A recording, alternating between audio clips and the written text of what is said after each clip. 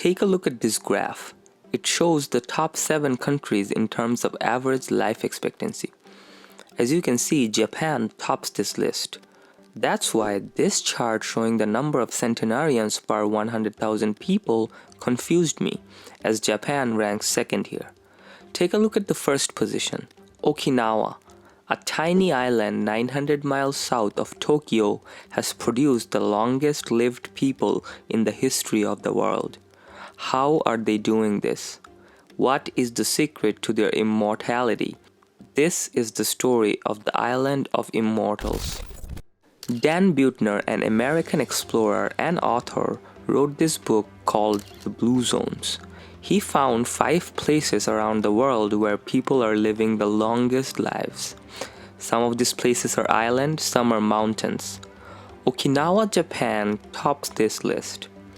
Okinawa is a cluster of islands often called the Hawaii of Japan, is a beautiful tropical paradise. And the older people here are surprisingly healthy, making it to the age of 100 at a far superior rate than say USA or even mainland Japan. And the numbers are particularly extraordinary among women. What are they doing to produce a life that is not only long but also stays sharp until the very end? Is it something that they are eating, or is it the climate? Dan Buettner answers this question very methodically. So geographically, Okinawa is far south from the mainland Japan, and the further south you get from the equator is going to be warmer. Warmer climate means more production in agriculture. So the first question that will pop in anyone's head will be, what are they eating? If you look at the diet of the Okinawans, you'll see that there is one food that covers close to 70% of their caloric intake. That food is beni imo, or purple sweet potatoes. And perhaps the main reasons for this might be that the sweet potatoes are typhoon-proof because they grow underground.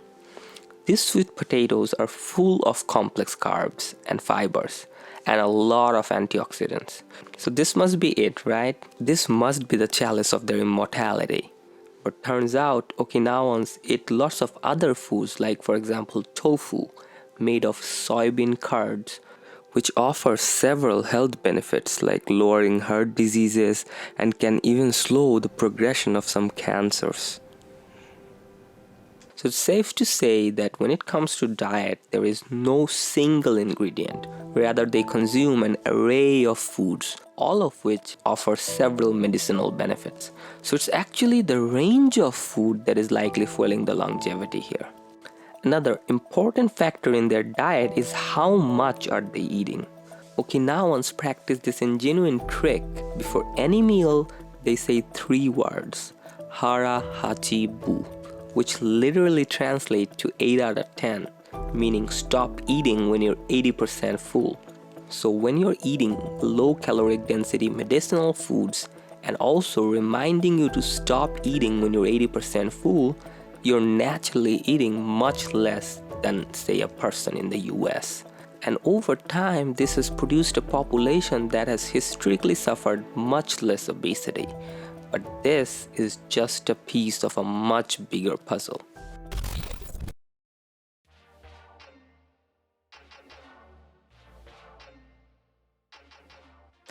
Dan Buettner asked several old people aged between 90 and 100 about what is the secret to living a long life and staying so vital until the very end. And through their answer, he finds some amazing insights. For example, these old people did not have much furniture in their house, except for a low table and a tatami mat. And that's fascinating because these 100-year-olds are getting up and down the floor 30 times a day. That's like doing 30 squats. And it strengthens their core, it strengthens their lower body, it gives them balance. So did you know that annually about 32,000 older people die from falling down in the US? It's because they lack balance and their core strength is not that much, as they spend much of their adult life not doing intensive physical works. But in Okinawa, almost everybody, including people in their hundreds, has a garden. How is that relevant, you ask? Well, every day they're out weeding or watering or seeding and harvesting, and this could be 1 or 2 hours of low intensity physical activity and range of motion. This improves their physical strength to be in a much better capacity, which helps them to keep their balance, not to fall down. And that helps them to live a long life without getting an accidental injury from falling down.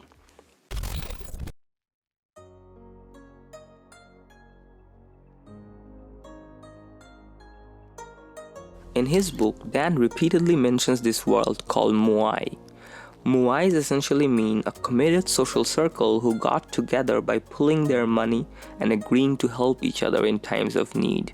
But Dan believes that the benefit of Moai transcends money. Rather, it's a group of people that genuinely cares for each other and takes care of its own.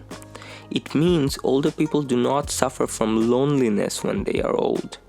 A study in the US shows that loneliness can cause 15 years of life expectancy. 15 years. And here in Okinawa, they are simply getting those years by just finding friends and spending time with those friends every day. This was a rather surprising discovery and opened the possibility of other insights like this that might also turn out to be very important factors contributing to Okinawan longevity. For the people of Okinawa, World War II is very present. They suffered incredible hardship. About 200,000 Okinawans were killed during the war, and it affected the population of Okinawa more than anyone can imagine. It affected how they view their world, but they also realized it was important to enjoy the present rather than reiterating the past again and again. There is this concept in Okinawa called Ikigai, and Dan says it is one of the most important factors contributing to their longevity. Ikigai is kind of a mission, a sense of purpose, you might say. What are they living in this world? What is their legacy? Okinawan people has no word for retirement. No matter what their age is, they're always working. They are keeping their minds engaged, keeping their bodies moving. And people are always reminded, we need you, you are important to us. And people are imbued in this constant sense of purpose. They know their value, they know that they're contributing to the society somehow. Okinawans believe that if they lose their Ikigai, they will die. And all of these factors together have created a population that is way more equipped to live a long and healthy life and staying sharp until the very end. So if you've made this far, I thank you for tuning in. If you liked the video, please give it a thumbs up and please leave your thoughts in the comments, and I will see you in the next video. So until next time, Godspeed, be well,